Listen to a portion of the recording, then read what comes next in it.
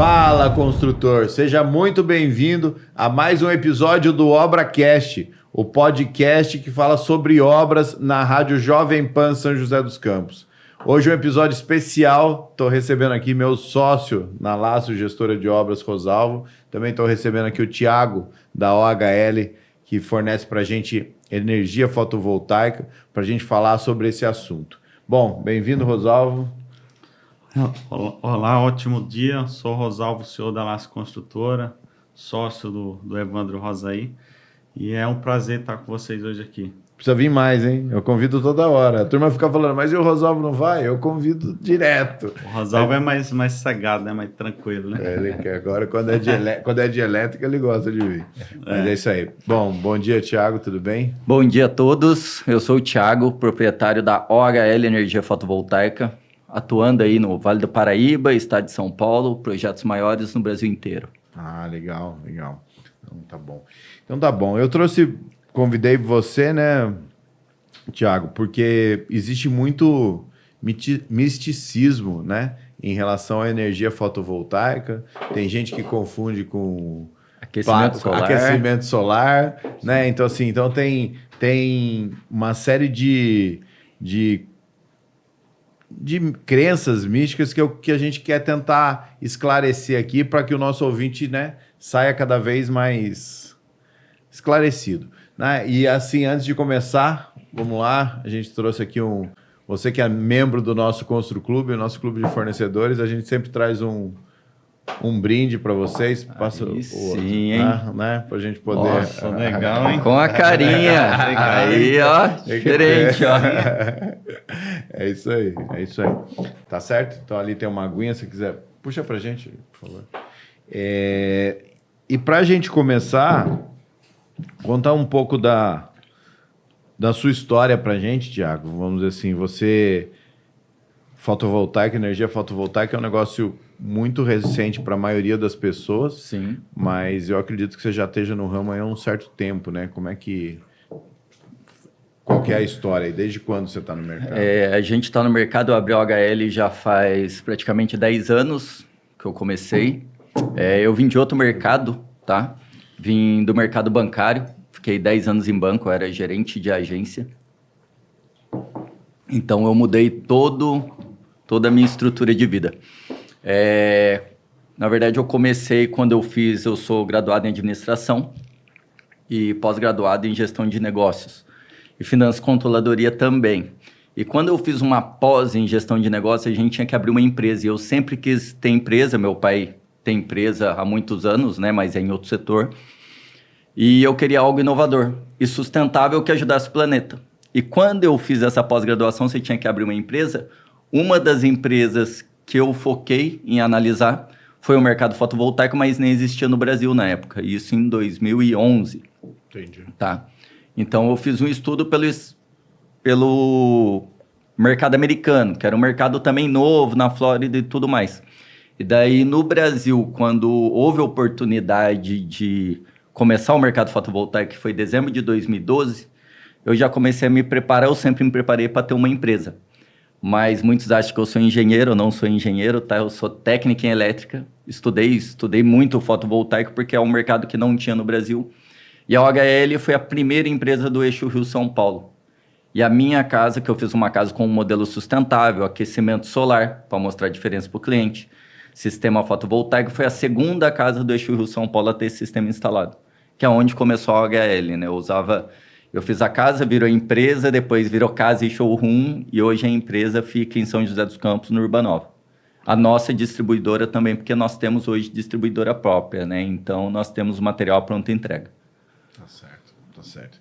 Bom, que orgulho, então, ter você no nosso Constru Clube, né? Vamos dizer assim, para quem não sabe, Constru Clube é uma plataforma onde a gente reuniu todos os nossos fornecedores, na verdade, os nossos principais fornecedores, né? E a nossa ideia lá, Thiago, é fomentar não só a questão dos acabamentos. A gente vê que muita gente dá valor em ter fornecedores de acabamentos, em ter fornecedores da parte de arquitetura, né? Então, a gente tem participando lá desde perfuração de estaca, topografia, concreto, blocos, ou seja, a gente tem todo o ecossistema, inclusive acabamentos, né? Porque assim, a disputa pelo cliente, ela está cada vez mais acirrada. Então, se a gente estiver num lugar onde o cliente foi lá e ele começou a consumir o Construclube na perfuração da estaca, a chance dele continuar consumindo até o final é muito maior do que a gente ter que brigar com o cliente, pelo cliente só lá no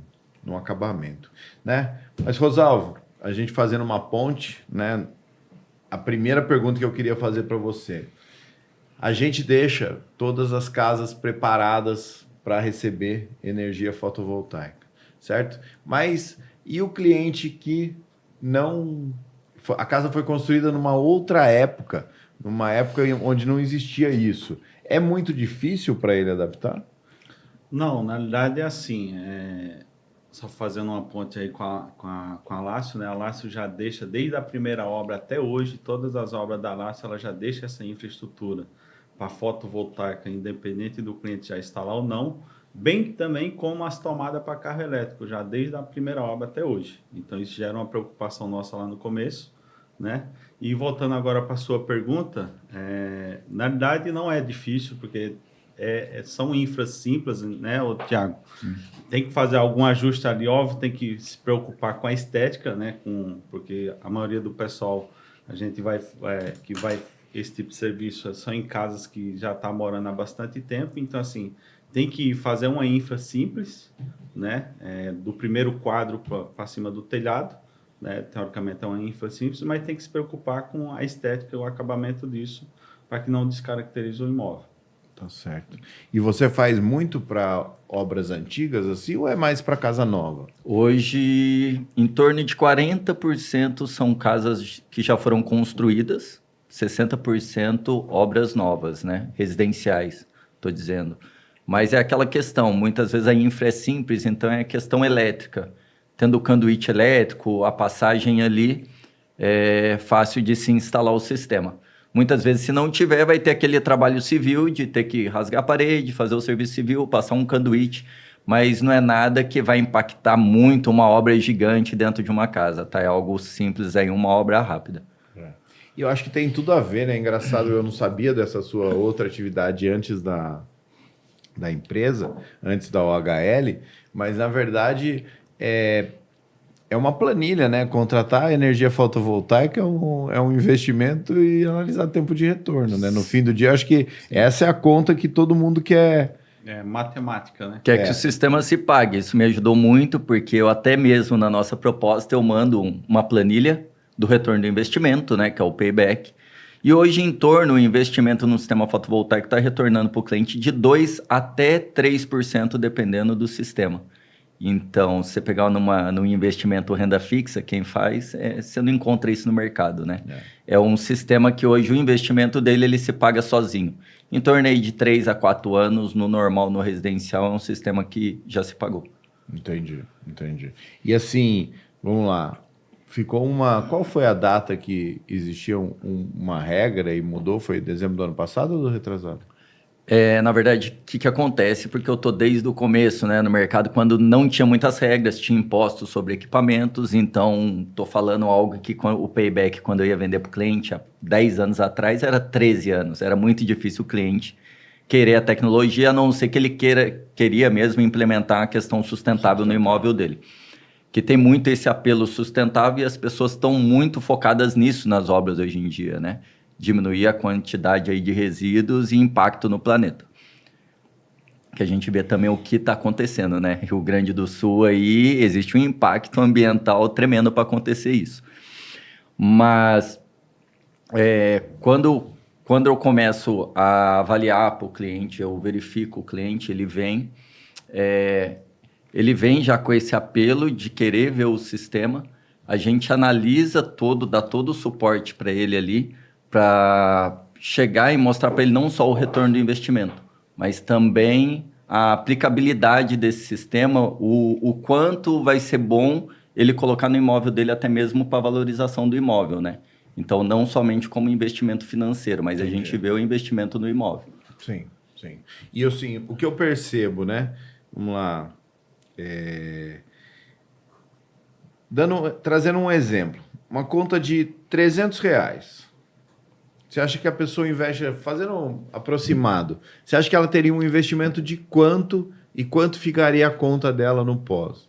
Daí vai depender do tipo de ligação, tá? Porque mesmo você tendo um sistema fotovoltaico, você é obrigado a pagar um custo mínimo de disponibilidade, isso desde 2012.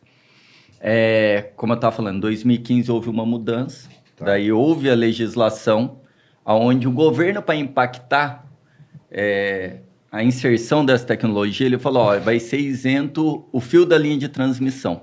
Hoje a gente possui a cobrança na conta de energia, você pegar a sua conta, são muitos custos lá, linha de transmissão, perda de energia e tudo mais. Ele isentou 85% do fio A, que a gente diz fio A, e 15% do fio B. O que é o fio A? O custo da linha de transmissão.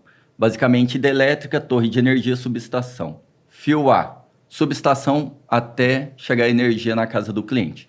Isso era isento, mas era uma isenção que ia acabar. Não existiu uma taxação. Em 2022, eles falaram assim, vai começar a cobrar esse fio, porque já vimos que o mercado já está andando sozinho. Então, vai voltar essa cobrança. Até porque, até 2022, teve muito investidor em usinas solares, grandes usinas. E daí, imagina, por exemplo, pega uma grande rede, X, ela tem lá no Brasil 300 lojas, ela ia para o Nordeste ou para o sul da Bahia ali, tá? Que é uma grande região de geração, as melhores regiões de geração é o norte de Minas e sul da Bahia, quanto à radiação. Pegava uma área muito barata, fazia uma fazenda solar, investia milhões, e daí ele gera energia ali e mandava para a rede dele. E ele tinha um impacto muito grande o custo da linha de transmissão, isso para as concessionárias e para o governo, porque é concessão. Quem é o dono da energia nossa? O governo. Tá. É apenas uma concessão. Então, ia acabar esse desconto. Daí, teve uma mídia errada falando de taxação, né? Mas não é uma taxação, na verdade, vai acabar uma isenção. Desde 2023 daí tirou a isenção, mas gradativo. Em 2023, 15%, 24% vai ser 30%, vai chegar a 100% do custo, essa linha de transmissão fio A e fio B, em 2029. Então, se eu falasse hoje, um cliente, a rede dele é trifásico, vamos falar de um cliente aí no alto padrão, trifásico normalmente, ele é obrigado a pagar 100 kWh todo mês, de custo mínimo, e o imposto de energia consumida, ICMS, PIS, COFINS, que impacta diretamente no custo mínimo. Um cliente desse, hoje, ele paga em torno de uns 100, 110 reais de custo mínimo. Isso ele sempre vai pagar, tá? Então, se eu pegar um cliente, você falando, ele gasta 300 reais em quilowatts, vamos pegar um por um real, 300 quilowatts. Menos os 100 que ele é obrigado a pagar, eu não preciso instalar um sistema de 300 para ele. Eu instalo um sistema de 200 e que ele use esse 100, já que ele é obrigado a pagar, tá? Então, fazendo dessa forma, um sistema para gerar 200 kW hoje, o cliente ele vai gastar instalado hoje, não chega a quase 10 mil reais. Ele coloca o sistema instalado para ter uma economia de 200. Então, aí já vai ter um payback aí, se a gente fazer uma conta fácil, 10 mil por 200, 50 meses aí. 4 anos. Quanto maior o consumo, menor o payback também. Tá. E daí, no impacto da mudança de legislação, o que ocorre? Se fosse 2029 agora, está cobrando 100% do custo da linha de transmissão. O cliente que pagaria R$100 hoje, ele estaria pagando R$130 no custo mínimo. Porque ele vai pagar um custo mínimo, é muito pouco, entendeu? Mas ele usa esse custo mínimo. E vindo essa nova legislação também, não foi ruim, porque hoje o payback do sistema é bem menor. O mundo globalizado, o que eu vendo hoje é vendido em qualquer lugar do mundo. Na verdade, na China, que eu fui para a China, né, eu conheço os fabricantes. A China, as fábricas não conseguem suprir a demanda mundial para o fotovoltaico. Então, a gente tem o menor custo possível hoje na implantação desse sistema. Entendi. E até mesmo porque, né, Tiago, a tecnologia mudou muito de 2012 para cá, né? Então, as placas estão cada vez menores e mais eficientes, né? Isso. A briga tecnológica é isso. Na verdade, era muito utilizado inversor. Existe por questão de custo hoje o inversor, mas tem suas diferenças tecnológicas. Hoje eu trabalho muito com microinversores, tá? Microinversor é a tecnologia mais atual que tem. A gente é o maior instalador hoje do maior fabricante, eu sou o maior instalador das Américas neles, até por isso a gente vai para a China, conhece e ajuda também na pesquisa e desenvolvimento com algumas empresas da China no Brasil, nessa questão. E existem os módulos eles vão melhorando a eficiência e potência, não quer dizer que o mais potente é mais eficiente também, tá? Quando eu coloquei no meu imóvel, era módulo de 240 watts, que eu digo, com uma eficiência de 14,5%. O que quer dizer isso? Eu pegava um módulo de 240 watts, ele tinha 1,65 por 1. Em 1 metro quadrado dele, o máximo que se transformava em energia elétrica era 14,5%. Tá? Hoje eu trabalho com módulos que tem tecnologias diferentes, não só de eficiência, mas eu tenho um módulo lá que é igual borda infinita de celular, que a gente chama de full screen, ajuda também ao desenvolvimento, menos limpeza, então acaba tendo uma vida útil maior. Ele é de 585 watts, a eficiência dele de 22,65%. Então ele gera mais energia por metro quadrado.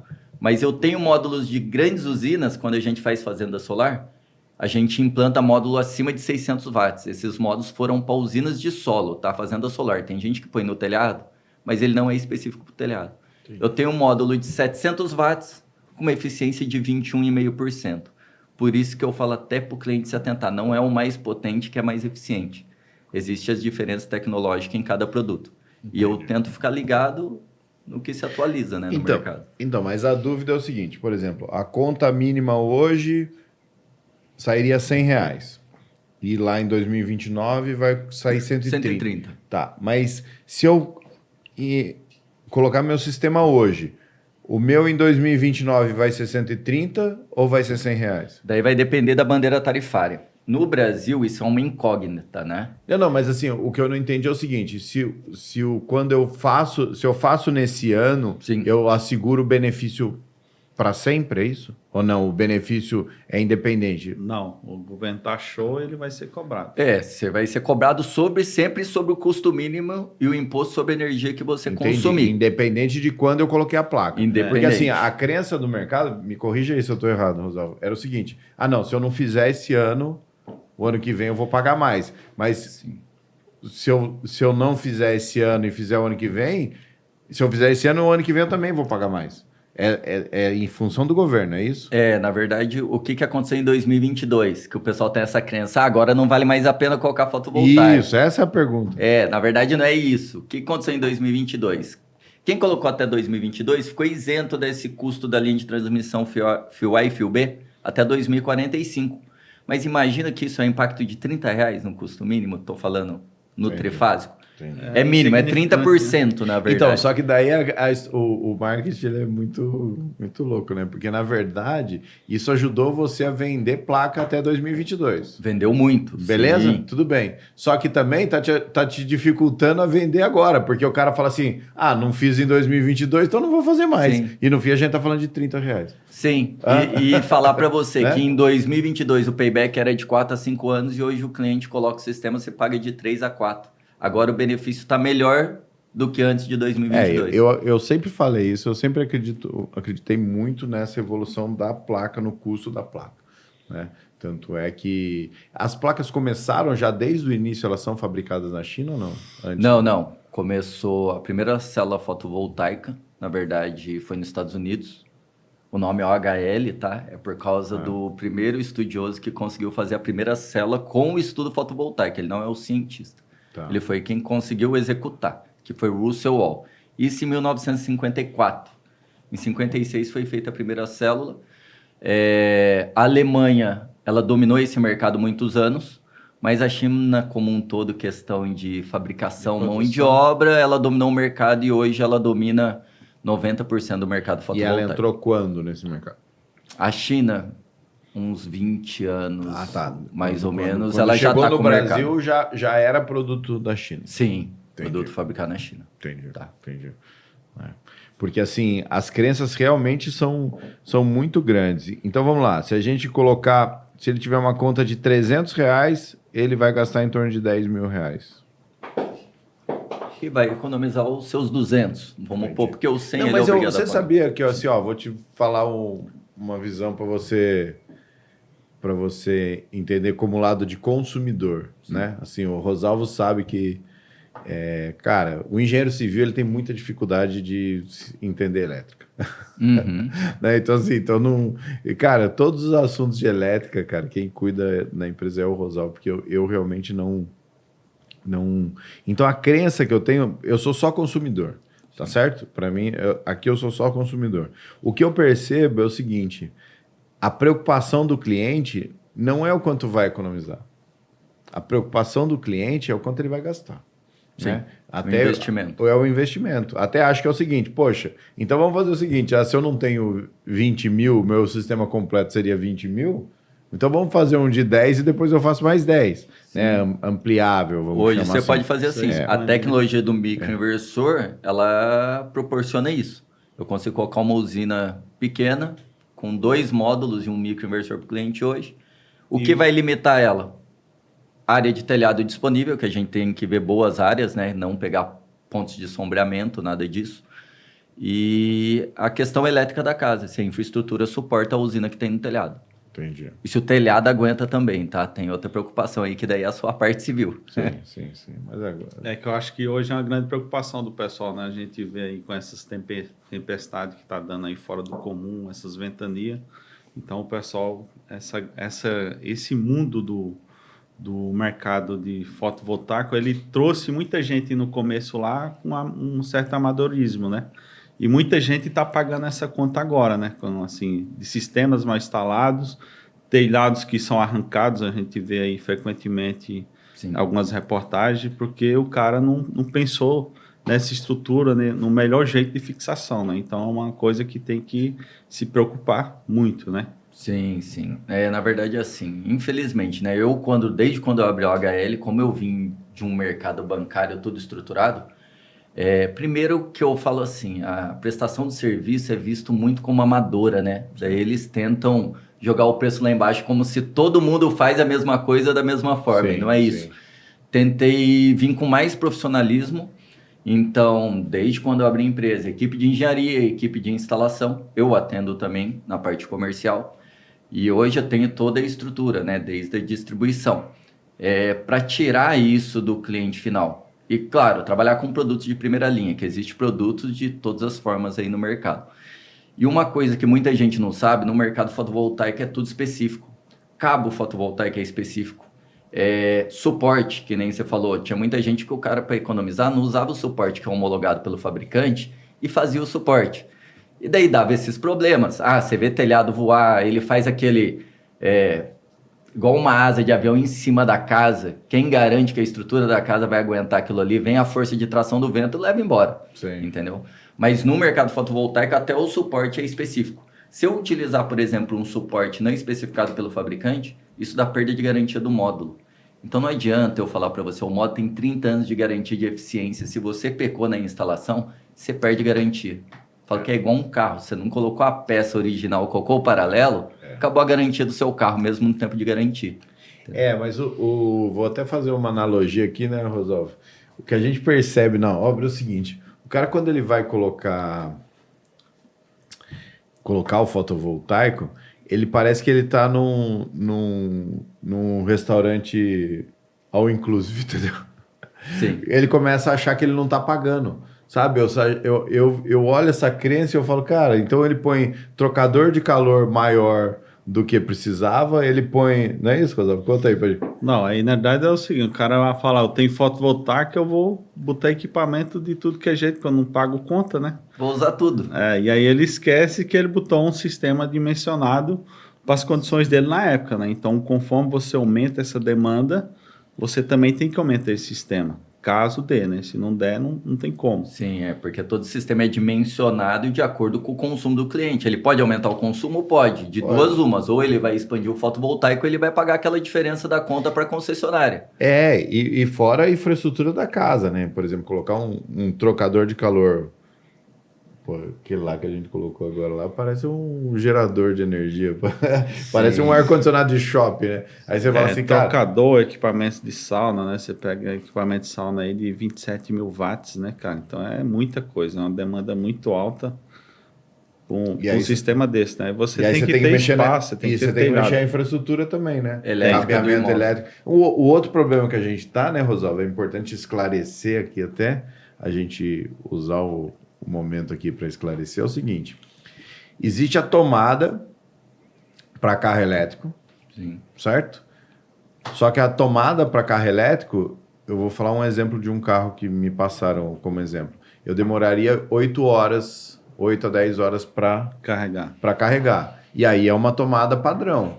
Essa tomada, a engenharia consegue deixar previsto no projeto. Sim. Né? Certo? Beleza. Só que agora, as montadoras de energia, montadoras de carro, do veículo, estão fornecendo o quê? Vendem junto com o carro, já vende um carregador rápido. Só que daí esse carregador rápido, ele tem uma amperagem diferente, ele precisa de uma outra infraestrutura, precisa até de outro aterramento. Né? E a gente, às vezes, né, Rosalvo, foi colocado bem em prova. Pô, mas você colocou a tomada? Eu falei, cara, eu coloquei a tomada, que nem você está falando. Eu coloquei a tomada há 5 anos atrás. A tecnologia que existia... Era uma.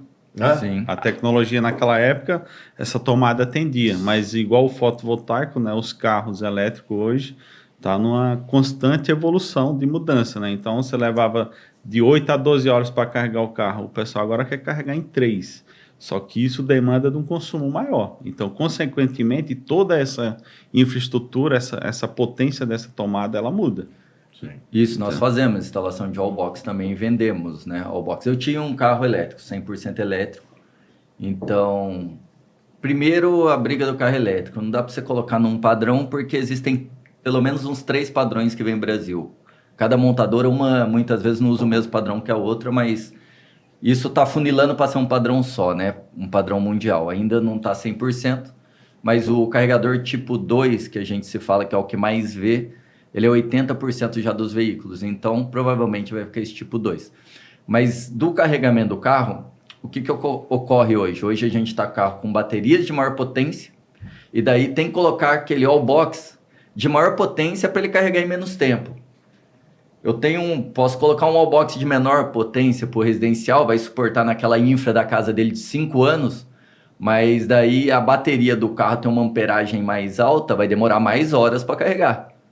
Eu posso colocar um wallbox que vai demorar 20 horas, mas ele pode comprar um mais potente, mas daí ele vai ter que refazer a infraestrutura da casa dele, né? Porque não estava preparada para um wallbox de potência. Quer colocar um wallbox para carregar em 3 horas? Existe, mas ele vai ter aquele custo de infraestrutura. A melhor coisa e é possível. A melhor coisa é nos projetos já puxar, já nem sei se está sendo assim, mas puxar direto da entrada, né? Já deixa a situação, normalmente, o conduíte assim, direto para lá, porque aí, cara, se aumentou e coloca lá de... o ideal é já puxar da entrada. Não, e já deixar uma infra. Deixar a infra, porque assim, você só vai saber realmente qual o cabo que vai usar depois que o cara tiver o carro. Isso. Tem muito cliente que vem e fala, eu já compro um wallbox.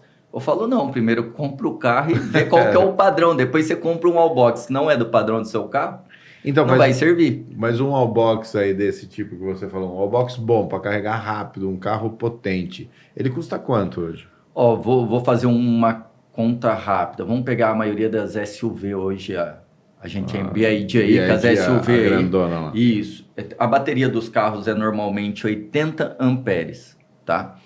De 80 amperes. Um carregador rápido, vamos pegar um residencial que a gente consiga colocar de 22,5 kW, a gente está falando 22,5 kW por hora, e é de 80 kW a bateria, 4 horas. Claro que quando chega lá no finalzinho da bateria, demora um pouquinho mais, mas 5 horas carregou.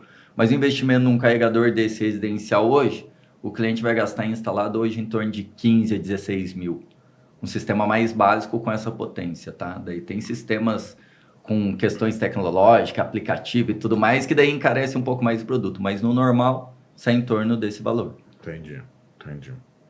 E aí você põe um... E você falou assim, você acha que nessas casas nossas, que é o padrão que a gente faz, Rosalvo, a gente está falando de um investimento de quantas placas, uma conta de quanto? O cara, você acha que ele precisa investir quanto na média numa casa dessa para fotovoltaico? Olha, se a gente pegar a grande maioria dos nossos clientes, eles pagam a conta deles aí em torno de 500 a R$ 1.000. Entendi. Né? Então, na média, é porque o padrão das casas é isso que acaba consumindo. Né? E aí, acho que o Tiago consegue explicar melhor a quantidade de placa. Mas essas casas também impactam muito, porque elas não são casas que têm telhados muito grandes, né? Que a gente está falando aí de sobrado, que já tem sistema de aquecimento de boiler, né? Tem sistema de aquecimento solar de piscina. E aí, quando você vai ver, você não tem muito espaço que sobra para que dê para colocar um sistema fotovoltaico que vá suprir essa demanda dele. Tem que ser uma conta de trás para frente. Você tem tantos metros de telhado, então dá para pôr tantas placas. Exatamente. Isso. Por isso que daí o melhor é utilizar o que tem mais potente e eficiente no mercado hoje. Hoje, primeiro, a arquitetura é aquele tipo telhado embutido, a maioria das casas. Então, é algo que, realmente, tem outras tecnologias no telhado e tem áreas do telhado que a gente não consegue utilizar por conta de sombreamento. Mas eu utilizo muito o microinversor, porque os módulos, as placas fotovoltaicas trabalham de forma individual. Então, se tiver sombra em uma, não vai afetar na outra, dependendo do horário do dia. Mas o estudo fotovoltaico é feito das 10 às 3 da tarde, tá? Então, se vier sombra antes ou depois, não é algo considerado no estudo. E com essa tecnologia, eu consigo utilizar em várias partes do telhado. Como o Rosal falou, na média de 500 a R$ 1.000 os clientes. Hoje, o investimento de um sistema desse depende da tecnologia. Se for inversor ou micro, com inversor costuma ficar um pouco mais barato. Mas a gente está falando de um investimento de 18 a 30 mil reais. Tá? De 1.000 seria 30 mil reais. Daí depende da infraestrutura da casa, telhado, pode ser... Já na placa que é a menor. A mais atual do mercado, eu estou falando isso hoje. Porque assim, que nem falou, acho que eu não sei se a mais potente também é a menor, mas assim, eu acho que o mais importante é que seja menor, porque a gente vai ter uma área pequena, né? Sim, na verdade é você pegar sempre o módulo fotovoltaico mais eficiente, porque ele vai gerar mais energia por metro quadrado. Isso. Entendi. Mas, por exemplo, aí numa conta dessa de 1.000, você acha que a gente precisa pôr quantos metros quadrados? Vou pegar aí... Esses de 30 mil reais, só mais ou menos. Mais ou menos 40 metros quadrados. A gente está falando hoje. Hoje...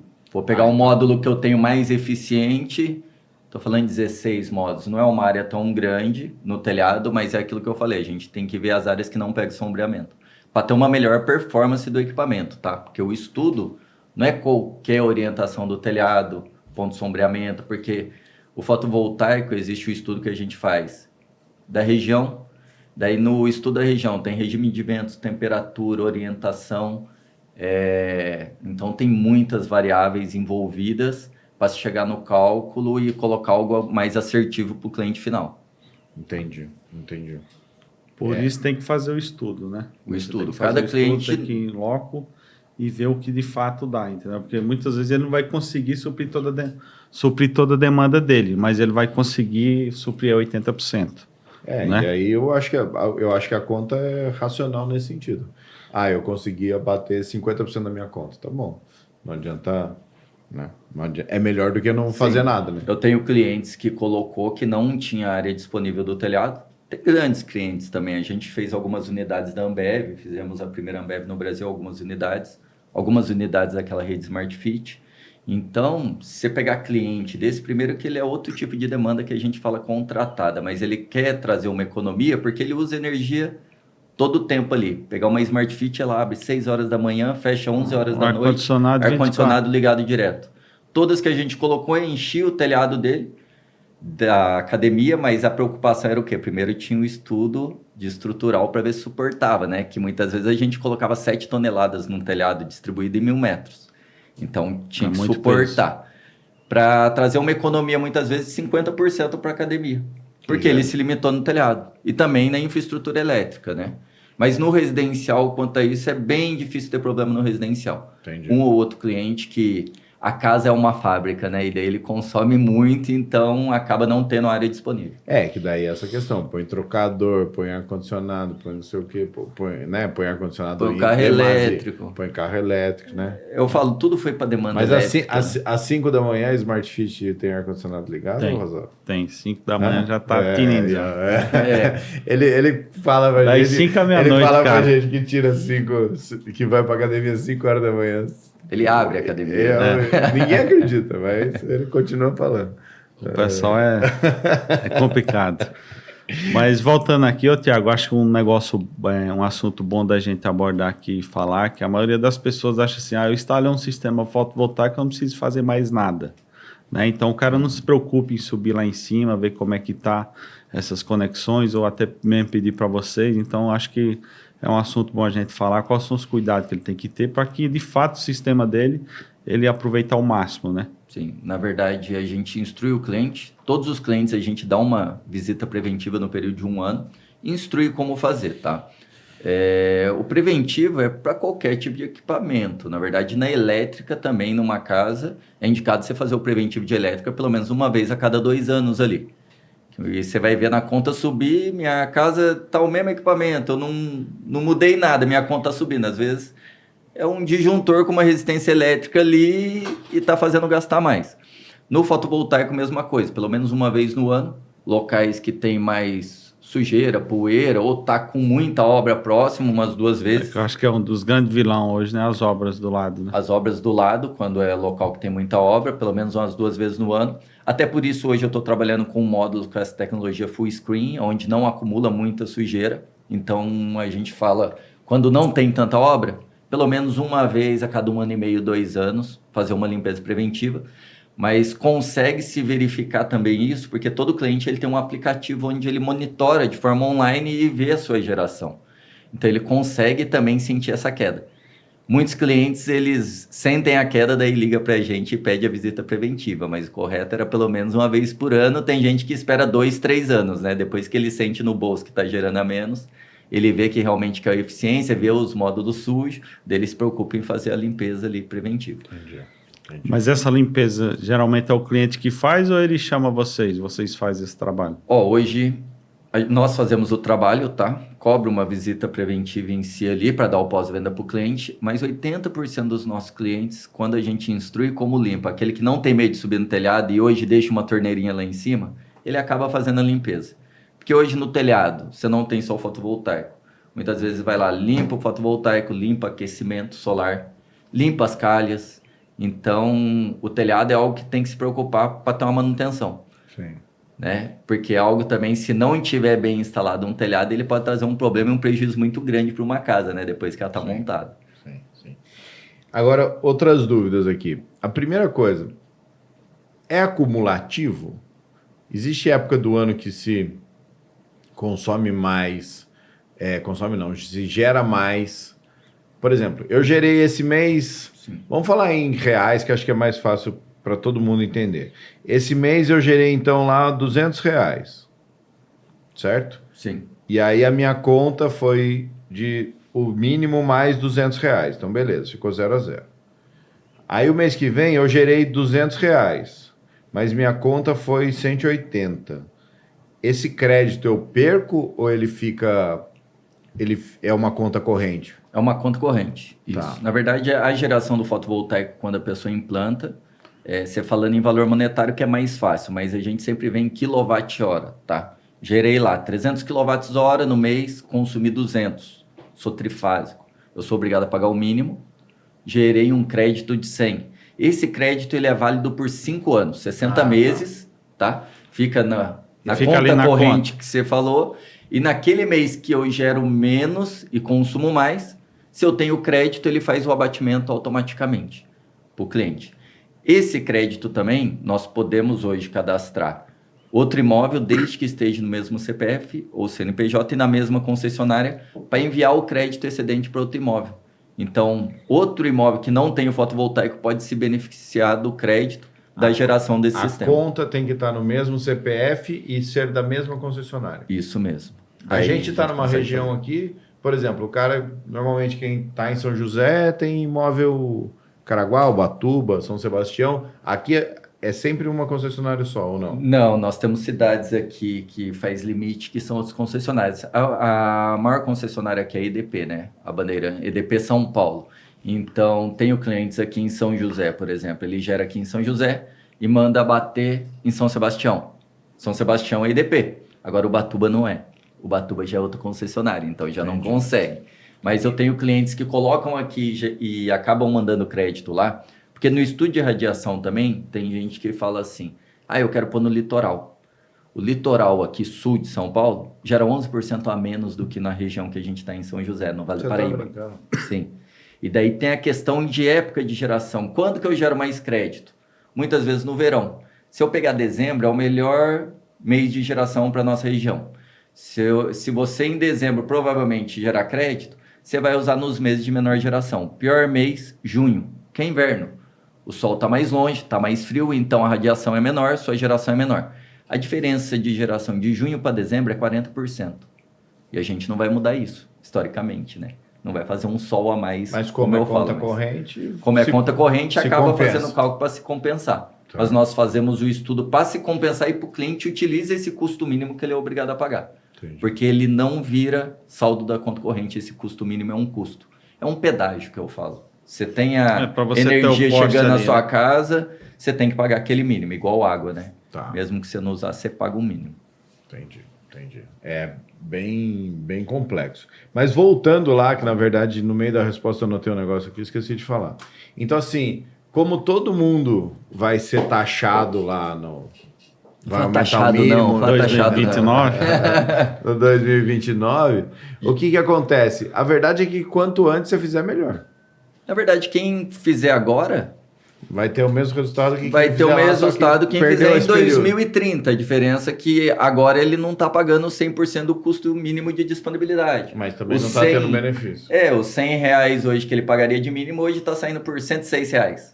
Mas 2029 seria 130, entendeu? E se o cara que está lá agora, em 2029, ele vai estar com o sistema zerado, né? Já vai estar pago. O já vai sistema tá daí pago, é só né? lucro, né? É um sistema que eu não sei te dizer a vida útil final dele. Todo cliente me pergunta.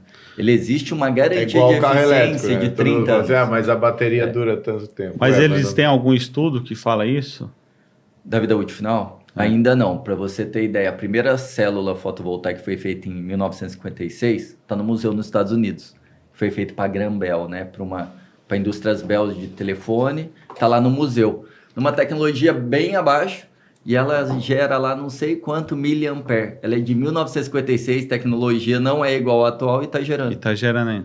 Entendi. Porque a gente está falando de minério ali dentro do módulo fotovoltaico, são composições químicas, né? O maior minério que seria o silício, por isso que a placa fotovoltaica é azul, a tonalidade por conta do silício. Então, enquanto tiver movimento químico, tem geração. Quando que vai parar esse movimento químico? Ainda não sabem, né? Do mineral ali. Então, vida útil final ainda não sabe. Se a primeira que fez está gerando ainda, né? Imagina que eu instalo agora, eu nem vou ver ela parar. Eu paro primeiro. Mas, Rosalvo, já que a gente tá falando de elétrica, né, cara? Assim, nessas... Vamos listar quais são os componentes pesados, né? Que consomem muita energia, né? Que nem, por exemplo, a gente falou quais são. Lista você.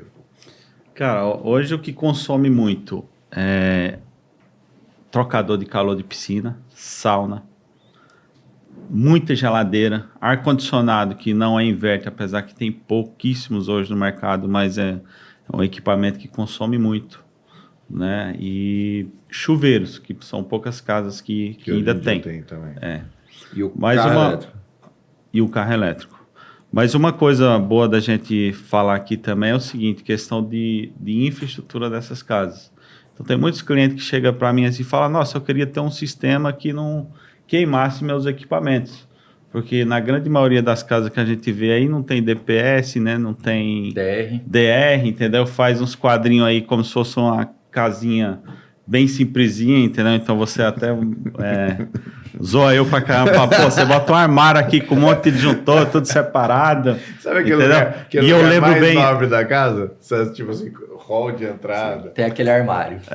Não, ele vai lá pro quadro, lá, o que ele mais gosta é o quadro. E eu lembrei aqui, o Thiago mesmo, a primeira obra que ele foi fazer a gente, quando ele chegou lá, ele falou, caralho, bicho, como é que vocês botam um quadro desse? Ninguém faz um quadro desse, lembra a primeira obra no Sirimbora? Mas é Entendeu? Ele infraestrutura, falou, cara, mas vocês estão de levar- parabéns. Isso que eu ia falar, falando sério agora, né? Qual que é a verdade? Quanto mais espaço você tem, quanto mais organizado está um quadro, quanto mais estruturado está um quadro, mais fácil do profissional trabalhar, mais fácil de você ter uma ampliação, né? Sim.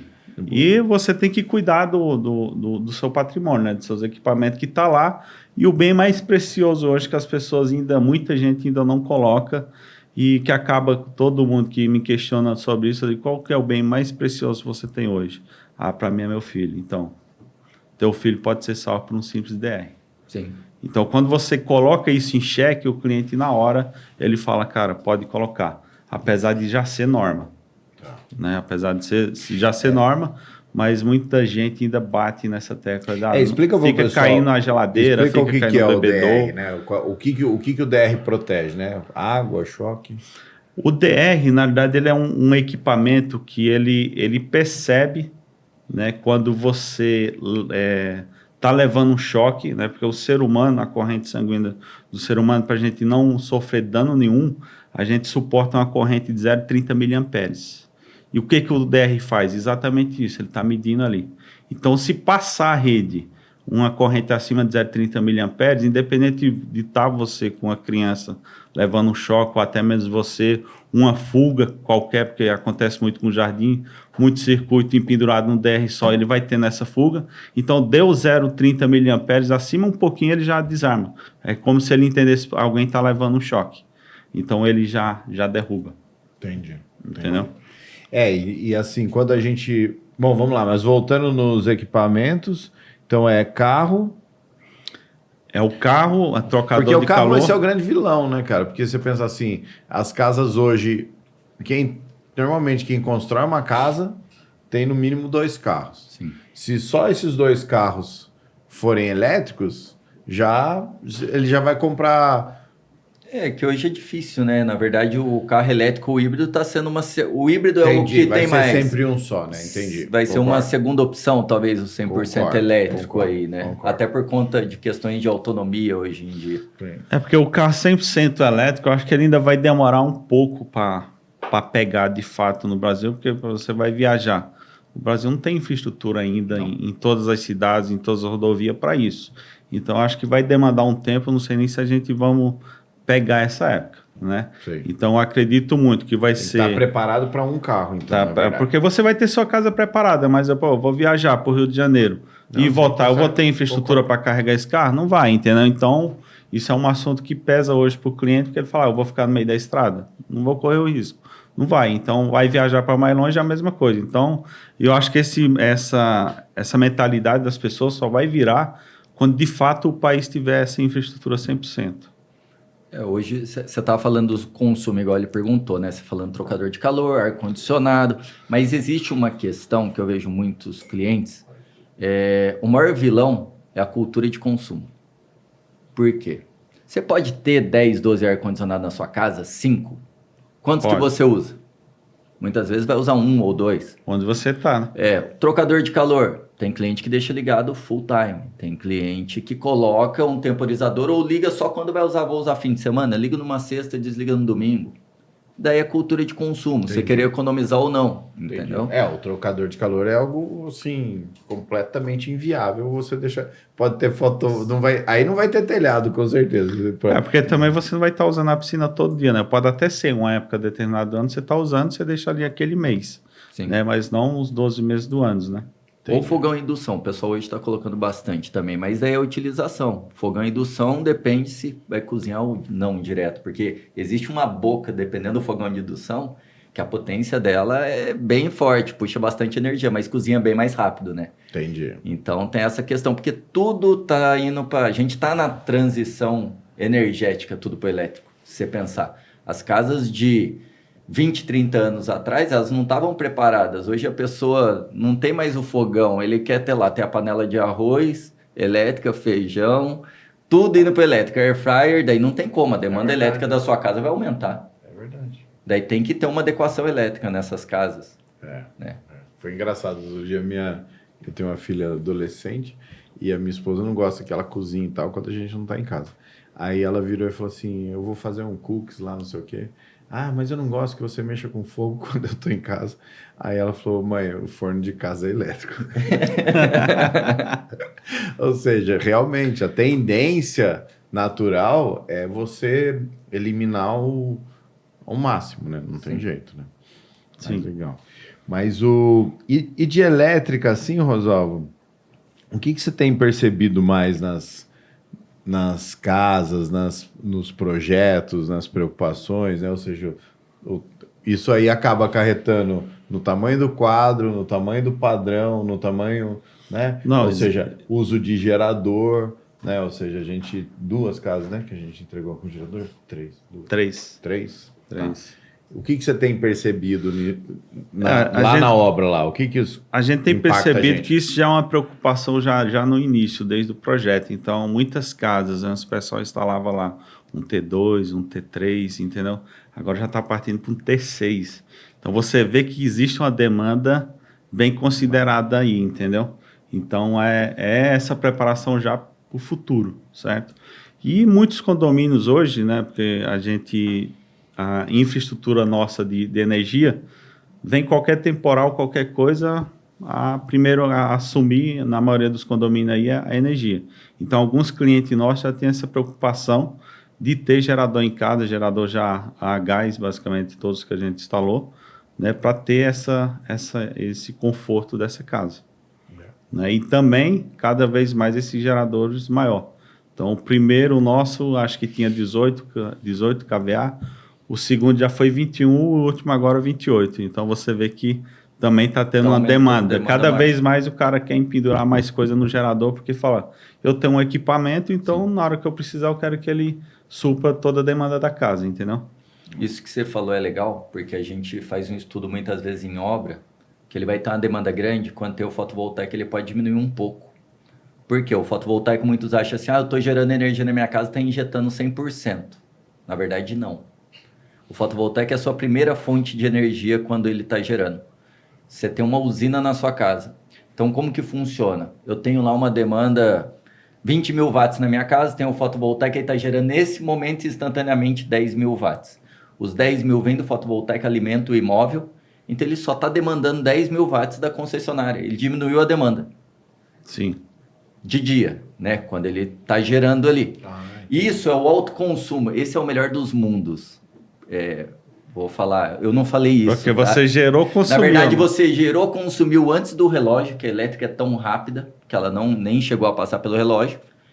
E esse é o melhor dos mundos porque eu estou abatendo 100% em valor monetário e 100% em compensação energética. Por quê? Eu não estou pagando imposto, o governo, a concessionária não está vendo, não está passando pelo relógio. Não chega, não entra e sai. Isso. Na verdade, a gente só injeta o excedente na rede de dia e à noite, quando eu uso 100% da concessionária, eu tenho que pagar o mínimo mais o imposto daquilo que eu utilizei. Até converso com muito cliente, ele tem a piscina lá na casa dele, tem empregada colocando lá a máquina para lavar a roupa, para lavar. Eu falo assim, tudo que você puder fazer de dia, você faz. Eu sei que você não vai... Você vai ligar o ar-condicionado à noite, ligar os outros equipamentos, mas bomba de piscina, tudo que você puder fazer para gastar de dia, você paga menos imposto, então você vai economizar. É o autoconsumo. E nisso daí já teve imóveis que tinham uma demanda alta de carga, que a gente já colocou o fotovoltaico desde o início, né? Que ele acabou, a gente conversando com o engenheiro elétrico do imóvel, diminuindo a demanda de carga por padrão do imóvel, por conta da potência do fotovoltaico que a gente ia instalar. E até hoje está rodando, tá tudo certinho. Entendi. Não teve problema de parar nenhum equipamento no imóvel. Não, legal. Mas é isso aí. Bom, estamos caminhando aí para o final. Tem alguma dúvida mais com ele aí, Rosalvo? Alguma coisa? Não. Acho que já esclareceu bem aí, né? Só falar, não fure laje, tá? Quando é laje, para pôr fotovoltaico, coloque suporte específico. E a manta TPO com fotovoltaico? Com fotovoltaico. Qual é a ordem, né? O O que vem primeiro? Então, na verdade, você tem que pensar em toda essa fixação antes de você entrar com a manta, né? O que vai estar? Não só a placa fotovoltaica, mas também todo o sistema que a casa vai ter em cima desse telhado. Então, se ela tem placa de piscina, você tem que pensar na fixação. Se ela tem sistema de aquecimento solar do boiler, você tem que pensar na fixação. Tem que pensar e tem que fazer tudo isso antes de entrar a manta. Então, entrou a manta, depois entra esses equipamentos. Então, você vai... Esse é o mundo ideal. Esse é o mundo ideal. Então, para ver se vai suportar esse peso, né? E se vai ter essa resistência também para quando bater o vento não sair voando. Mas se fugir do ideal, aí consegue fazer? Consegue fazer sim. Vamos falar que o cara já tem a manta, já fez lá e falou, eu quero instalar o fotovoltaico. Então, tem que ir lá, tem que estudar o ambiente e procurar a melhor solução possível. Né? Vou ter que cortar um pouco a manta aqui, fazer uma base e concretar. E depois o cara da manta vai ter que ir, dá para fazer. Mas Entendi. tem que tomar um pouco de cuidado. De cuidado, tá certo.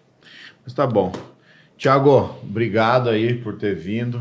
Né? Obrigado. Sempre que quiser, as portas estão abertas. Se tiver mais outros assuntos para a gente, novas tecnologias, Sim. quando vierem as novidades, vem contar para a gente. Rosalvo, obrigado aí por ter vindo. Né? Hoje veio mais como entrevistador do que como entrevistado e é legal. Obrigado você pela oportunidade de mais uma vez estar aqui. E, Tiago, obrigado aí também, não só por ter vindo aqui, mas pela parceria de sempre, né? Um cara que sempre eu ligo para ele, está sempre à prontidão. Vamos lá, vamos ver o que dá para a gente fazer, vamos estudar o caso. Então, obrigado pela parceria. Tá bom. Eu que agradeço vocês aí a oportunidade, tá? Qualquer dúvida, quem quiser pode falar com a OHL, pode me procurar também. E o Tá? Instagram?